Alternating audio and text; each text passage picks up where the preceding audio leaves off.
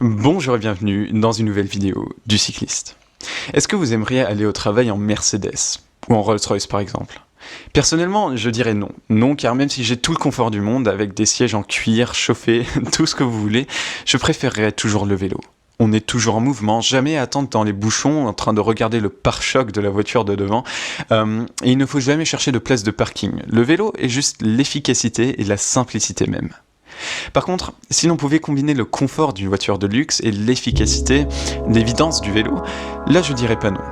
Et c'est ce qu'on va faire aujourd'hui. Commençons avec l'accessoire le plus classique au prix le plus abordable de cette liste, le bidon isotherme de chez Between.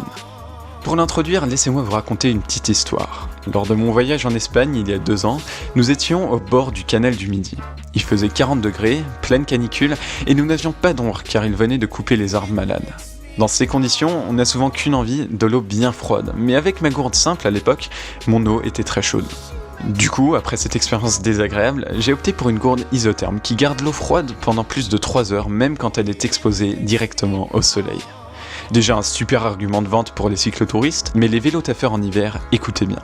La fonction isotherme fonctionne aussi dans l'autre sens, donc lors de mes trajets autour de 0 en hiver, rien de plus agréable qu'une gorgée de thé bien chaud à un feu rouge. Sur mon trajet d'environ 1 heure, le thé ne se refroidit qu'après les 45 premières minutes, donc c'est une vraie recommandation de ma part, malgré les bémols qui existent aussi. Il faut prendre en compte qu'il s'agit quand même d'un produit Décathlon, et chez moi la gourde n'est pas toujours étanche. C'est vraiment pas un grand problème quand on a un porte-bidon, et on parle seulement de quelques gouttes, mais je ne la mettrai pas non plus dans mon sac à dos. Je n'ai été payé pour aucun des produits que je vous présente aujourd'hui, mais si l'un d'entre eux vous intéresse, je vous mets les liens en description. Ensuite, je vous présente un couvre-sel et avant toute chose, il faut y faire face, ça fait un peu grand-mère. Mais je vais vous dire pourquoi ça vaut quand même le coup. Vous ne le mettrez pas en été, c'est sûr, mais quand il fait froid en hiver, ce couvre-sel en fourrure vous gardera votre fessier bien chaud, ce qui est vraiment bienvenu.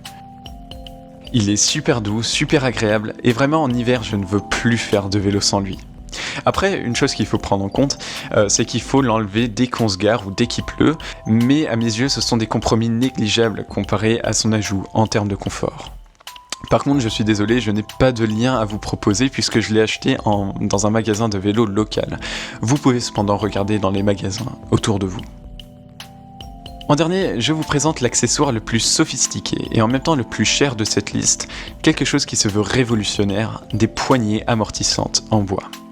Ces poignées ont pour but d'éradiquer les poignées en caoutchouc collantes et en même temps de soulager vos poignets. Les utilisateurs me l'ont confirmé, ils sentent une différence non négligeable et moi aussi sur le petit trajet que j'ai fait avec, j'ai très bien aimé le fait de ne plus du tout sentir les pavés sur mes poignets.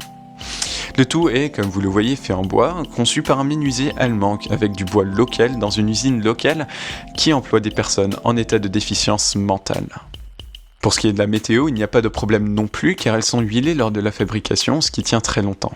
Si par contre vous garez votre vélo dehors tout le temps, qu'il pleuve ou qu'il neige, il suffit de les poncer et de les huiler à nouveau de temps en temps. Ça prend 15 minutes et les poignées sont comme neuves.